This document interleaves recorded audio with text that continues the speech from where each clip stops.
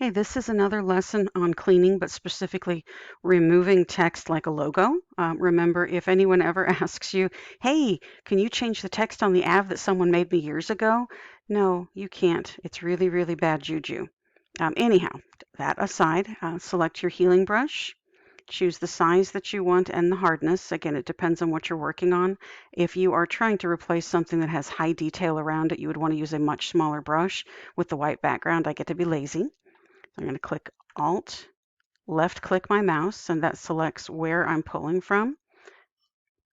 And it's not happy with me. There we go. And take that up just a little bit. There we are. And there we go. As you can see, it's trying to anticipate what it thinks I want it to do.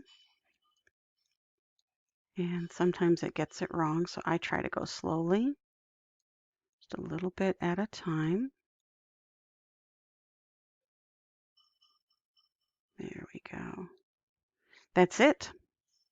Honestly, it is that easy. But again, white background, a very simple pattern that I'm removing. If you're trying to remove lettering from clothing, again, you're going to go on a much, much smaller brush size for it. And we'll go through more of these later because, you just can't have too much fun cleaning. Yeah.